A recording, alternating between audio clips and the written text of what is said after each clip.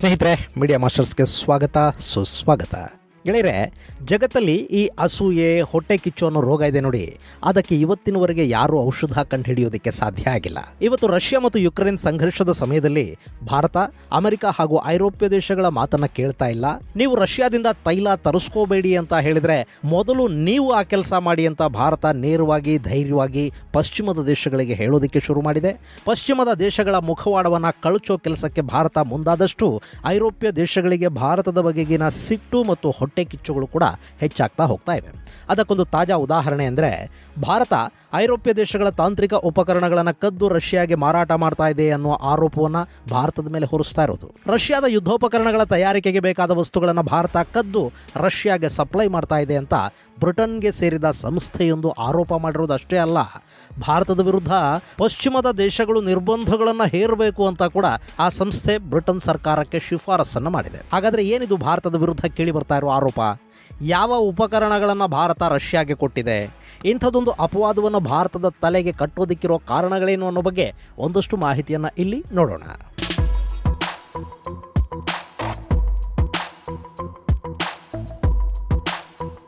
ಗೆಳೆಯರೆ, ಈ ಯುದ್ಧೋಪಕರಣಗಳಿವೆಯಲ್ಲ, ಇವನ್ನ ಯಾವ ದೇಶದ ಯಾವ ಬೃಹತ್ ಕಂಪನಿ ಕೂಡ ಎಲ್ಲವನ್ನೂ ತಾನೇ ತಯಾರು ಮಾಡೋದಕ್ಕೆ ಹೋಗೋದಿಲ್ಲ.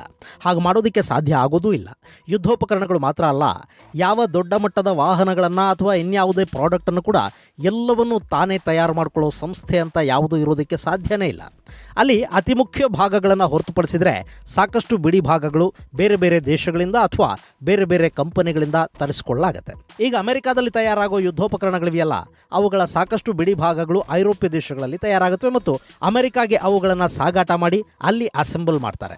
ಹಾಗೆ ಲಾಕ್ಹೀಡ್ ಮಾರ್ಟಿನ್ ನಿರ್ಮಾಣ ಮಾಡುವ F-16 ಯುದ್ಧ ವಿಮಾನಗಳ ರೆಕ್ಕೆಗಳನ್ನು ಭಾರತದ ಟಾಟಾ ಸಂಸ್ಥೆ ತಯಾರು ಮಾಡಿಕೊಡುತ್ತೆ.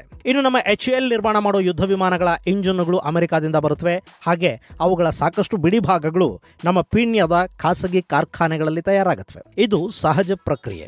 ಹಾಗೆಯೇ ಯುದ್ಧೋಪಕರಣಗಳ ತಯಾರಿಕಾ ಕ್ಷೇತ್ರದ ದಿಗ್ಗಜಗಳ ಪೈಕಿ ಒಂದು ಅನ್ನಿಸ್ಕೊಂಡಿದ್ದ ರಷ್ಯಾ ಕೂಡ ತನ್ನ ಸಾಕಷ್ಟು ಆಯುಧಗಳ ಬಿಡಿ ಭಾಗಗಳನ್ನು ಯುಕ್ರೇನ್ನಿಂದ ತರಿಸ್ಕೊಳ್ತಾ ಇತ್ತು. ಹಾಗೆ ಒಂದಷ್ಟು ಎಲೆಕ್ಟ್ರಾನಿಕ್ ಉಪಕರಣಗಳು, ರೇಡಿಯೋ ಟ್ರಾನ್ಸ್ಮಿಟರ್ಸ್ ಹಾಗೂ ಇನ್ನಿತರ ಅತಿ ಮುಖ್ಯ ಬಿಡಿ ಭಾಗಗಳನ್ನು ಯುರೋಪ್ ದೇಶಗಳಿಂದ ತರಿಸ್ಕೊಳ್ತಾ ಇತ್ತು. ಹೈ ಫ್ರೀಕ್ವೆನ್ಸಿ ಟ್ರಾನ್ಸ್ಮಿಟರ್ಗಳು ಬ್ರಿಟನ್ನಿಂದ ಬಂದರೆ ಇನ್ನಿತರ ಎಲೆಕ್ಟ್ರಾನಿಕ್ ಉಪಕರಣಗಳು ತೈವಾನ್ನಿಂದ, ಜಪಾನ್ನಿಂದ ರಫ್ತಾಗ್ತಾ ಇದ್ವು. ಆದರೆ 2014ರಲ್ಲಿ ರಷ್ಯಾ ಕ್ರಿಮಿಯಾನ ಆಕ್ರಮಿಸಿಕೊಳ್ತಲ್ಲ, ಆಗ ಬ್ರಿಟನ್ ರಷ್ಯಾದ ಮೇಲೆ ಒಂದಷ್ಟು ನಿರ್ಬಂಧಗಳನ್ನು ವಿಧಿಸುತ್ತೆ. ಯುದ್ಧೋಪಕರಣಗಳಿಗೆ ಬಳಕೆ ಮಾಡುವ ವಸ್ತುಗಳನ್ನು ಮತ್ತು ಡ್ಯೂಯಲ್ ಯೂಸ್ ಅಂದರೆ ಸಿವಿಲಿಯನ್ ಉಪಯೋಗಗಳಿಗೂ ಯುದ್ಧೋಪಕರಣಗಳ ತಯಾರಿಕೆಗೂ ಬಳಕೆಯಾಗಬಲ್ಲ ವಸ್ತುಗಳನ್ನು ರಷ್ಯಾಗೆ ಕಳುಹಿಸೋದನ್ನು ಬ್ರಿಟನ್ ಸಂಪೂರ್ಣವಾಗಿ ಸ್ಥಗಿತಗೊಳಿಸಿತು.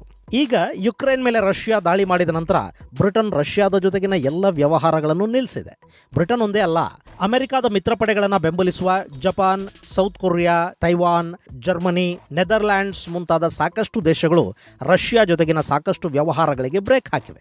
ಆಯುಧ ತಯಾರಿಗೆ ಬೇಕಾದ ಅಗತ್ಯ ವಸ್ತುಗಳ ಸರಬರಾಜನ್ನು ನಿಲ್ಲಿಸಿವೆ.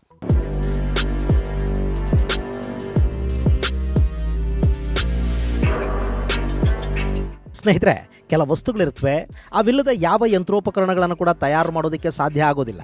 ಉದಾಹರಣೆಗೆ ಸೆಮಿ ಕಂಡಕ್ಟರ್ಗಳು, ಮೈಕ್ರೋಚಿಪ್ಸ್, ರೇಡಿಯೋ ಫ್ರೀಕ್ವೆನ್ಸಿ ಉಪಕರಣಗಳು, ಗೈಡೆಡ್ ಮಿಸೈಲ್ಗಳಲ್ಲಿ ಬಳಸುವ ಒಂದಷ್ಟು ಎಲೆಕ್ಟ್ರಾನಿಕ್ ವಸ್ತುಗಳು, ಇವೆಲ್ಲ ಗಾತ್ರದಲ್ಲಿ ತುಂಬ ಚಿಕ್ಕದಾಗಿದ್ರೂ ಕೂಡ ಅವುಗಳ ಉಪಯೋಗ ತುಂಬ ದೊಡ್ಡದಿರುತ್ತೆ. ಅಂಥ ಸಾಕಷ್ಟು ಮುಖ್ಯ ವಸ್ತುಗಳು ಈಗ ರಷ್ಯಾಗೆ ಸರಬರಾಜಾಗ್ತಾ ಇಲ್ಲ. ಹಾಗಂತ ರಷ್ಯಾದ ಆಯುಧ ತಯಾರಿ ಮಾತ್ರ ನಿಂತಿಲ್ಲ. ಅದು ಹೇಗೆ ಸಾಧ್ಯ ಆಗ್ತಾ ಇದೆ? ರಷ್ಯಾ ಯುಕ್ರೇನ್ನಲ್ಲಿ ಬಳಕೆ ಮಾಡ್ತಿರೋ ಸಾಕಷ್ಟು ಆಯುಧಗಳಲ್ಲಿ ಬ್ರಿಟನ್ ನಿರ್ಮಿತ ವಸ್ತುಗಳು ಸಿಕ್ಕಿವೆ.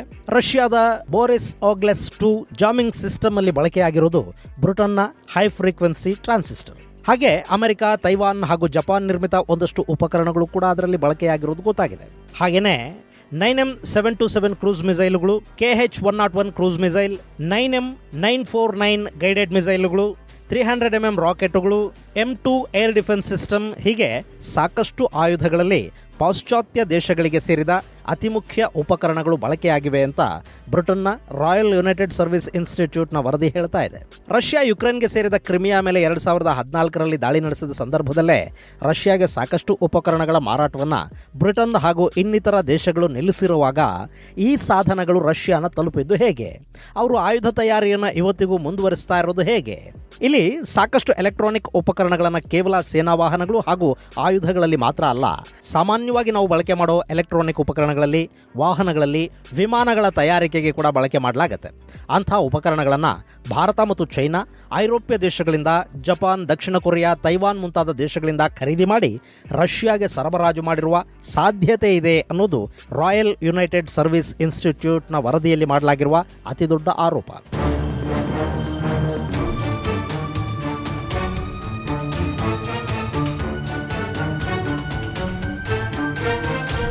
ಭಾರತ ಹಾಗೂ ಚೈನಾ ಎರಡೂ ದೇಶಗಳಿಗೂ ರಷ್ಯಾ ಜೊತೆಗೆ ಆಯುಧಗಳ ಖರೀದಿ ವ್ಯವಹಾರ ಇದೆ. ಇದರ ಜೊತೆಗೆ ಭಾರತ ಮತ್ತು ಚೈನಾಗಳು ರಷ್ಯಾ ಜೊತೆ ನಿಕಟ ವ್ಯಾಪಾರ ಸಂಬಂಧಗಳನ್ನು ಇಟ್ಕೊಂಡಿವೆ. ಹೀಗಾಗಿ ಭಾರತ ಈ ಉಪಕರಣಗಳನ್ನು ತನ್ನ ನಾಗರಿಕ ಬಳಕೆಗೆ ಅಂತ ಪಶ್ಚಿಮ ದೇಶಗಳಿಂದ ಆಮದು ಮಾಡಿಕೊಂಡು ಇವುಗಳನ್ನು ರಷ್ಯಾಗೆ ಸ್ಮಗಲ್ ಮಾಡಿದೆ. ಇಲ್ಲಿ ಈ ಉಪಕರಣಗಳನ್ನು ತಯಾರು ಮಾಡಿದ ಸಂಸ್ಥೆಗಳಿಗೆ ತನ್ನ ಉಪಕರಣಗಳು ಅಂತಿಮವಾಗಿ ಎಲ್ಲಿಗೆ ತಲುಪಿವೆ ಅನ್ನೋದು ಕೂಡ ಗೊತ್ತಾಗಿಲ್ಲ ಅಂತ ರಾಯಲ್ ಯುನೈಟೆಡ್ ಸರ್ವಿಸ್ ಇನ್ಸ್ಟಿಟ್ಯೂಟ್ನ ವರದಿಯಲ್ಲಿ ತಿಳಿಸಲಾಗಿದೆ. ಇಲ್ಲಿ ಚೈನಾ ಮತ್ತು ರಷ್ಯಾದ ನಡುವೆ ತುಂಬ ಗಟ್ಟಿಯಾದ ವ್ಯಾಪಾರ ಸಂಬಂಧಗಳಿವೆ. ಚೈನಾ ರಷ್ಯಾಗೆ ಎಲ್ಲ ರೀತಿಯ ಸಹಾಯವನ್ನು ಮಾಡೋದಕ್ಕೆ ಕಾರಣಗಳೂ ಇವೆ. ಚೈನಾಗೆ ಅಮೆರಿಕಾದ ವಿರುದ್ಧ ರಷ್ಯಾ ಕಾದಾಡಿದರೆ, ರಷ್ಯಾದ ವಿರುದ್ಧ ಅಮೆರಿಕ ತನ್ನ ಶಕ್ತಿಯನ್ನು ಖರ್ಚು ಮಾಡಿ ಯುದ್ಧದಲ್ಲಿ ತೊಡಗಿಸಿಕೊಂಡು ಆರ್ಥಿಕವಾಗಿ ಹಾಗೂ ಇನ್ನಿತರ ವಿಷಯಗಳಲ್ಲಿ ಶಕ್ತಿಯನ್ನು ಕಳ್ಕೊಂಡು ಸೊರಗಿದ್ರೆ ಅದರ ಲಾಭ ಚೈನಾಗಾಗತ್ತೆ. ಅಮೆರಿಕನ ಮೀರಿ ನಿಲ್ಲಬೇಕು ಅನ್ನೋ ಚೈನಾದ ಕನಸು ನನಸಾಗಬೇಕು ಅಂದರೆ ಅಮೆರಿಕ ಸೊರಗಿ ಹೋಗಬೇಕು. ಹೀಗಾಗಿ ಚೈನಾ ರಷ್ಯಾಗೆ ಆಯುಧಗಳ ನೆರವನ್ನು ನೀಡಿರುವುದರಲ್ಲಿ ಅರ್ಥ ಇದೆ. ಆದರೆ ಯುದ್ಧವನ್ನು ಯಾವತ್ತೂ ಬಯಸದ ಭಾರತ ಪಶ್ಚಿಮ ದೇಶಗಳಿಂದ ಉಪಕರಣಗಳನ್ನು ತರಿಸ್ಕೊಂಡು ರಷ್ಯಾಗೆ ಯಾಕೆ ಸರಬರಾಜು ಮಾಡುತ್ತೆ? ಇಲ್ಲಿ ಪಶ್ಚಿಮದ ದೇಶಗಳಿಗಿರುವುದು ಭಾರತದ ವಿರುದ್ಧದ ಹೊಟ್ಟೆ ಕಿಚ್ಚು. ಐರೋಪ್ಯ ದೇಶಗಳಿಗೆ ರಷ್ಯಾ ತೈಲ ಸರಬರಾಜು ನಿಲ್ಲಿಸುವ ಮಾತಾಡ್ತಾ ಇದೆ. ರೂಬಲ್ನಲ್ಲೇ ವ್ಯವಹರಿಸೋದಕ್ಕೆ ತಿಳಿಸಿ ತನ್ನ ಕರೆನ್ಸಿಯ ಬೆಲೆಯನ್ನು ಹೆಚ್ಚು ಮಾಡಿಕೊಳ್ತಾ ಇದೆ. ರಷ್ಯಾದ ಮೇಲೆ ನಿರ್ಬಂಧಗಳನ್ನು ವಿಧಿಸಿ ಸ್ವಿಫ್ಟ್ ಬ್ಯಾನ್ ಹೇರೋ ಮೂಲಕ ಆ ದೇಶದ ಆರ್ಥಿಕತೆಯನ್ನು ನಾಶ ಮಾಡಬಹುದು ಅಂದ್ಕೊಂಡಿದ್ದ ಅಮೆರಿಕ ಹಾಗೂ ನ್ಯಾಟೋ ದೇಶಗಳಿಗೆ ರಷ್ಯಾದ ಕರೆನ್ಸಿ ಮೌಲ್ಯ ಹೆಚ್ಚಾಗ್ತಾ ಇರೋದು, ರಷ್ಯಾದ ಮೇಲೆ ನ್ಯಾಚುರಲ್ ಗ್ಯಾಸ್ಗಾಗಿ ಡಿಪೆಂಡ್ ಆಗಲೇಬೇಕಾಗಿ ಬರ್ತಿರೋದು, ಕದನದ ಕಾರಣದಿಂದ ಅಡುಗೆ ಎಣ್ಣೆ ಸೇರಿದ ಹಾಗೆ ಆಹಾರದ ಬೆಲೆಯಲ್ಲಿ ಏರಿಕೆಯಾಗ್ತಾ ಇರುವುದು, ಇದೆಲ್ಲ ತುಂಬ ಸಂಕಷ್ಟಕ್ಕೀಡು ಮಾಡ್ತಾ ಇದೆ. ಮತ್ತೊಂದು ಕಡೆ ಭಾರತ ಮತ್ತು ಏಷ್ಯಾದ ಒಂದಷ್ಟು ದೇಶಗಳು ತಮ್ಮ ಪರ ನಿಲ್ತಿಲ್ಲ ಅನ್ನೋದು, ಭಾರತದ ತಟಸ್ಥ ನಿಲುವನ್ನು ನೋಡಿ ಹಲವು ಐರೋಪ್ಯ ದೇಶಗಳು ಕೂಡ ಅಮೆರಿಕ, ಬ್ರಿಟನ್ಗಳ ಮಾತನ್ನು ಧಿಕ್ಕರಿಸಿ ತಮ್ಮ ಅನುಕೂಲವನ್ನು ನೋಡ್ಕೊಳ್ತಾ ಇರೋದು, ಇದೆಲ್ಲ ಪಶ್ಚಿಮದ ಕೆಲ ದೇಶಗಳ ಭಯಾನಕ ಉರಿಗೆ ಕಾರಣ ಆಗ್ತಾ ಇದೆ. ಹೀಗಾಗಿ ಈಗ ಭಾರತವನ್ನು ಟಾರ್ಗೆಟ್ ಮಾಡಬೇಕು. ಭಾರತ ರಷ್ಯಾದ ಪರ ನಿಂತಿದೆ, ರಷ್ಯಾಗೆ ಬೆಂಬಲ ಕೊಡ್ತಿದೆ ಅನ್ನೋದನ್ನು ಪದೇ ಪದೇ ಹೇಳಬೇಕು. ಆದರೆ ಹಾಗೆ ಹೇಳೋದಕ್ಕೆ ಅವರಿಗೆ ಸರಿಯಾದ ಕಾರಣಗಳು ಸಿಗ್ತಾ ಇಲ್ಲ. ತೈಲ ತರಿಸ್ಕೊಳ್ತಿದ್ದೀರಿ ಅಂತ ಹೇಳಿದರೆ ನೀವು ಗ್ಯಾಸ್ ತರಿಸ್ಕೊಳ್ಳೋದನ್ನೇನು ನಿಲ್ಲಿಸಿದ್ದೀರಾ ಅಂತ ಭಾರತ ಕೇಳುತ್ತೆ. ರಷ್ಯಾನ ಬೈತಿಲ್ಲ ನೀವು ಅಂದರೆ ನಾವು ಯುದ್ಧ ನಿಲ್ಲಿಸೋದಕ್ಕೆ ಮಾತುಕತೆಯ ಮೂಲಕ ಸಮಸ್ಯೆಯನ್ನು ಬಗೆಹರಿಸ್ಕೊಳ್ಳಿ ಅಂತ ಮೊದಲಿಂದಲೂ ಹೇಳ್ತಾ ಇದ್ದೀವಲ್ಲ ಅನ್ನತ್ತೆ ಭಾರತ. ಐರೋಪ್ಯ ದೇಶಗಳ ಸಂಕಷ್ಟಕ್ಕೆ ನೀವು ಸಾನುಭೂತಿ ತೋರಿಸ್ತಿಲ್ಲ ಅಂತ ಹೇಳಿದರೆ ಏಷ್ಯಾದಲ್ಲಿ ಇಷ್ಟು ದಿನ ನೀವೇನು ಮಾಡಿದಿರಿ ಅಂತ ಕೇಳುತ್ತೆ ಭಾರತ. ಯುಕ್ರೇನ್ಗೆ ಬೆಂಬಲವಾಗಿ ನೀವು ನಿಂತ್ಕೋಬೇಕು ಅಂದರೆ ಭಯೋತ್ಪಾದನೆಯ ವಿರುದ್ಧದ ಭಾರತದ ಸಮರಕ್ಕೆ ನೀವು ಯಾವತ್ತಾದರೂ ಬೆಂಬಲ ಕೊಟ್ಟಿದ್ರಾ ಅಂತ ಕೇಳುತ್ತೆ ಭಾರತ. ಯುಕ್ರೇನ್ನಲ್ಲಿ ಜನ ಸಾಯ್ತಿದ್ದಾರೆ, ಮಾನವೀಯತೆಯ ದೃಷ್ಟಿಯಿಂದ ನೋಡಿ ಅಂತ ಹೇಳಿದರೆ ನಾವು ಮಾನವೀಯತೆಯ ದೃಷ್ಟಿಯಿಂದ ಯುದ್ಧ ನಿಲ್ಲಿಸೋದಕ್ಕೆ ಎರಡೂ ದೇಶಗಳಿಗೂ ಹೇಳ್ತಿದ್ದೀವಿ. ಆದರೆ ಆಫ್ಘನಿಸ್ತಾನದಲ್ಲಿ, ಏಷ್ಯಾದ ಇನ್ನಿತರ ಕಡೆಗಳಲ್ಲಿ ನೀವು ಅದೆಷ್ಟು ಮಾನವೀಯತೆಯಿಂದ ವರ್ತಿಸಿದ್ರಪ್ಪ ಅಂತ ಕೇಳುತ್ತೆ ಭಾರತ. ಹೀಗಾಗಿ ಭಾರತವನ್ನು ಆರೋಪಿಯ ಸ್ಥಾನದಲ್ಲಿ ನಿಲ್ಲಿಸಬೇಕು. ರಷ್ಯಾ ಮತ್ತು ಭಾರತದ ಸಂಬಂಧವನ್ನು ಮುರಿಬೇಕು ಅಂದರೆ ಭಾರತದ ಮೇಲೆ ಆಯುಧ ಸರಬರಾಜಿನ ಆರೋಪವನ್ನು ಹೊರಿಸಬೇಕು. ಈಗ ರಾಯಲ್ ಯುನೈಟೆಡ್ ಸರ್ವಿಸ್ ಇನ್ಸ್ಟಿಟ್ಯೂಟ್ ಮಾಡೋದಕ್ಕೆ ಹೊರಟಿರೋದು ಅದೇ ಕೆಲಸವನ್ನು. ಈ ರಾಯಲ್ ಯುನೈಟೆಡ್ ಸರ್ವಿಸ್ ಇನ್ಸ್ಟಿಟ್ಯೂಟ್ನ ವರದಿಯನ್ನು ಸಿದ್ಧ ಮಾಡಿರುವ ಜಾಕ್ ವಾಟ್ಲಿಂಗ್, ನಿಕ್ ರೆನಾಲ್ಡ್ಸ್ ಈ ವಿಷಯವಾಗಿ ಭಾರತದ ಮೇಲೆ ಒಂದಷ್ಟು ನಿರ್ಬಂಧಗಳನ್ನು ಹೇರಬೇಕು ಅಂತ ಕೂಡ ಬ್ರಿಟನ್ ಸರ್ಕಾರಕ್ಕೆ ಸಲಹೆಯನ್ನು ಕೊಟ್ಟಿದ್ದಾರೆ. ಈ ಬಗ್ಗೆ ತನಿಖೆ ನಡೆಸೋದಕ್ಕೆ ಬ್ರಿಟನ್ ಒಂದು ತನಿಖಾ ಸಮಿತಿಯನ್ನು ಕೂಡ ರಚನೆ ಮಾಡಿದೆ.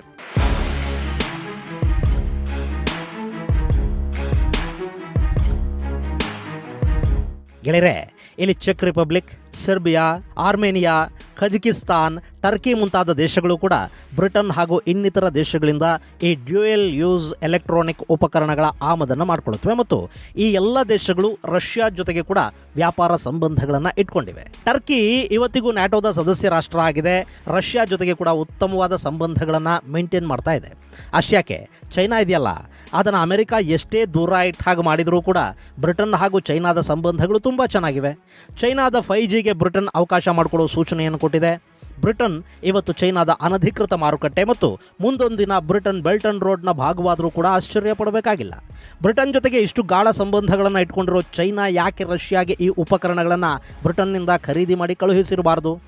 ಇಲ್ಲಿ ಭಾರತವನ್ನೇ ಯಾಕೆ ಗುರಿಯಾಗಿಸಲಾಗ್ತಾ ಇದೆ ಅಂದರೆ ಅದಕ್ಕೆ ಕಾರಣ ಭಾರತ ಸಂಪೂರ್ಣವಾಗಿ ಪಶ್ಚಿಮದ ದೇಶಗಳ ಜೊತೆ ನಿಲ್ತಾ ಇಲ್ಲ ಅನ್ನೋದು. ಆದರೆ ಈ ಆರೋಪ ಇದೆಯಲ್ಲ, ಇದು ನಿಜಕ್ಕೂ ತುಂಬಾ ಸೀರಿಯಸ್ ಆರೋಪ. ಈ ಬಗ್ಗೆ ಭಾರತ ಹೇಗೆ ಪ್ರತಿಕ್ರಿಯಿಸುತ್ತೆ ಅನ್ನೋದನ್ನು ಕಾದು ನೋಡಬೇಕು. ಇದು ಗೆಳೆಯರೆ, ಭಾರತದ ಮೇಲೆ ಪಶ್ಚಿಮದ ಜಗತ್ತು ಸಾರ್ತಾ ಇರುವ ಅಪವಾದ ಹಾಗೂ ಅಪಪ್ರಚಾರದ ಯುದ್ಧ. ಇಂಥ ಸಾಕಷ್ಟು ಅಗ್ನಿ ಪರೀಕ್ಷೆಗಳನ್ನು ಕಳೆದ ಹಲವಾರು ದಶಕಗಳಿಂದ ಎದುರಿಸಿಕೊಂಡೇ ಬರ್ತಾ ಇರೋ ಭಾರತ ಇದನ್ನು ಕೂಡ ಸಮರ್ಥವಾಗಿ ಎದುರಿಸಿ ನಿಂತ್ಕೊಳ್ಳುತ್ತೆ. ಗೆಳೆಯರೆ, ಮುಂದಿನ ಸಂಚಿಕೆಯಲ್ಲಿ ಮತ್ತೊಂದು ವಿಶೇಷ ಜೊತೆ ಮತ್ತೆ ಭೇಟಿಯಾಗೋಣ. ಅಲ್ಲಿವರೆಗೆ ಜೈ ಹಿಂದ್, ಜೈ ಕರ್ನಾಟಕ.